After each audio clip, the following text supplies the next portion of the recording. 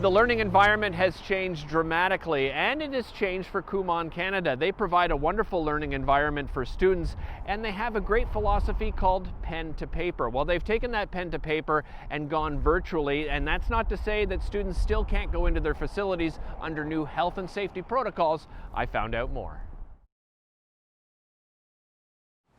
So Kumon is a little bit different than other tutoring companies out there in the sense that our program is designed so that students and children can learn independently on their own. So they would come into the center about twice a week, where they would complete worksheets where the instructor would oversee what the children are doing and make adjustments as necessary. And the other 5 days of the week at home, they do worksheets as well, but at their own pace, on their own, just monitored by their parents. How does Kumon help parents? So obviously right now, during this pandemic, everything is looking a little bit different. Parents are working at home, children are home. So one of the things that Kumon helps to instill in children is independent learning at home. Also in the center, but the key thing is that it doesn't take anybody to teach them. They're really just working on worksheets at home independently.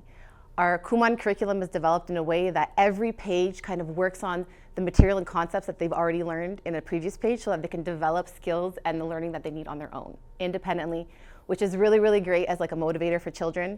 It instills also great study habits in them so that they can, excel in other areas of their life as well independently.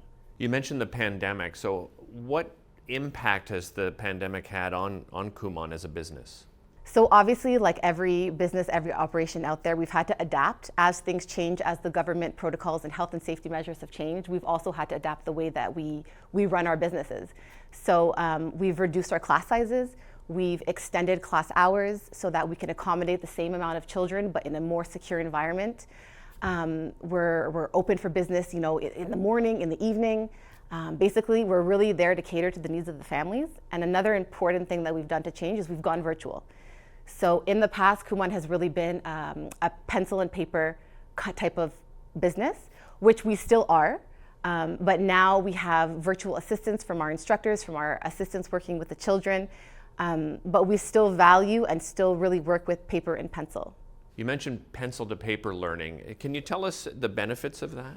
The art of pencil to paper learning is important is because studies have shown that actually writing something down helps you retain it in your memory. So when children, even adults, write something down, they're really transforming that information into their long-term memory.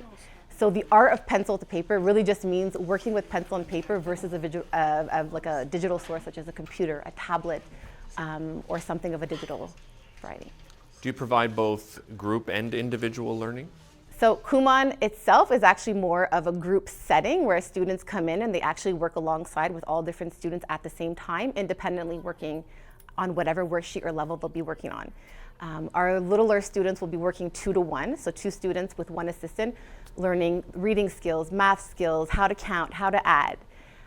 The same thing goes for our virtual classes. We have some classes that are larger, so there'll be multiple students in a classroom setting online, whereas we also have independent students working one-on-one with an assistant or an instructor. And you've moved to a virtual environment? So we're really working with each family and their comfort level. So if we have families who are open and comfortable coming into the physical class, our physical classes are open. If we do have a lot of families who, for whatever reason, don't feel comfortable coming into the center, whether they have somebody who's more vulnerable at home, whether they're just not ready, we're offering that virtual option to those families. What advice can you give to parents as far as putting together a learning program, a plan for their student, for their child? I think for parents, something important to remember is that learning doesn't necessarily have to take place sitting at a desk. You don't have to sit at a desk for 8 hours a day in order to learn. You can learn in your day-to-day activities. Get outside.